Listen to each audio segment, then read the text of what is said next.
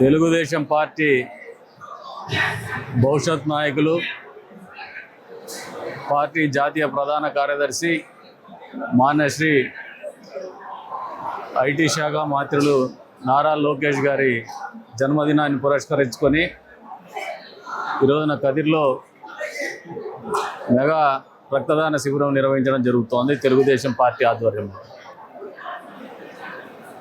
యువతలో పెద్ద ఎత్తున స్పందన ఉంది. అది ఆయన నాయకత్వం మీద నమ్మకాన్ని తెలియకనే తెలియజెప్తా ఉంది. ఈరోజున మీరు రాష్ట్ర రాజకీయాలను గమనిస్తే జగన్మోహన్ రెడ్డి ఒకసారి ముఖ్యమంత్రి అయినారు, మళ్ళీ ముఖ్యమంత్రి కావాలనే తాపత్రయము ఆరాటం పడుతున్నాడు. కానీ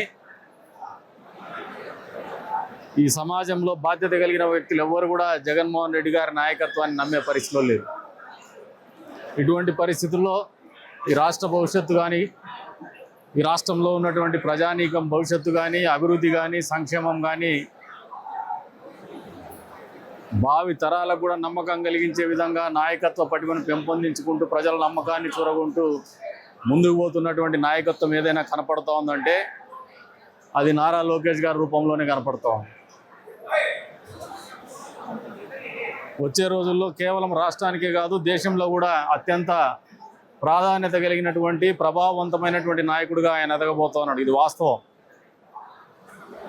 జగన్మోహన్ రెడ్డికి ఉన్నటువంటి ఇబ్బందికరమైన పరిస్థితులు కానీ, నెగిటివ్ షేడ్స్ కానీ నారా లోకేష్ గారికి లేవు. ఈరోజు స్వచ్ఛమైన కల్తీ లేని పాలలాగా ఆయన నాయకత్వం కనపడుతోంది ప్రజలకు. దేశానికి కూడా ఒక నాయకత్వం కల్తీ లేని పాల రూపంలో కనపడుతోంది నారా లోకేష్ గారి రూపంలో.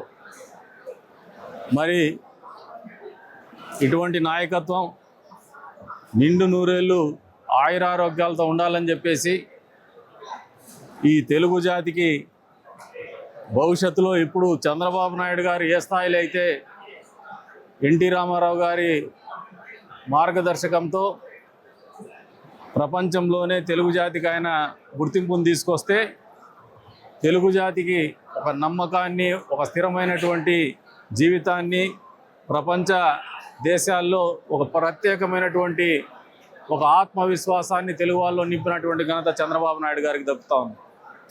మరి ఈ రోజున మా అందరికి ఒకటే ఆలోచన ఉంది. నారా లోకేష్ గారు వారిద్దరి నాయకత్వానికంటే ఇంకా మరింత మెరుగ్గా తెలుగువారి ఘనకీర్తిని భవిష్యత్తులో, ఆంధ్రప్రదేశ్ రాష్ట్ర భవిష్యత్తులో అత్యున్నతమైనటువంటి శిఖరాల్లో ఉంచగలుగుతారనే నమ్మకం ప్రతి ఒక్కరిలో కూడా కనపడుతూ ఉంది. అందుకే ఈరోజున పెద్ద ఎత్తున యువత తరలి వచ్చింది, పెద్ద ఎత్తున రక్తదాన శిబిరంలో పాల్గొంటా ఉందంటే ఆయన నాయకత్వం మీద ఉన్నటువంటి నమ్మకాన్ని చెప్పే విధానం ఒకటని చెప్పేసి కూడా ఈ సందర్భంగా తెలియజేస్తాను. అంతేకాదు, మామూలుగా తెలుగుదేశం పార్టీ ఆవిర్భావం నుంచి కూడా సమాజ హితం కాంక్షిస్తూ చేసేటువంటి కార్యక్రమాలు నిరంతరంగా ఉంది. సమాజ సేవ నిరంతరంగా అంతర్భాగంగానే రాజకీయ పార్టీలో ఉంటూ వస్తోంది.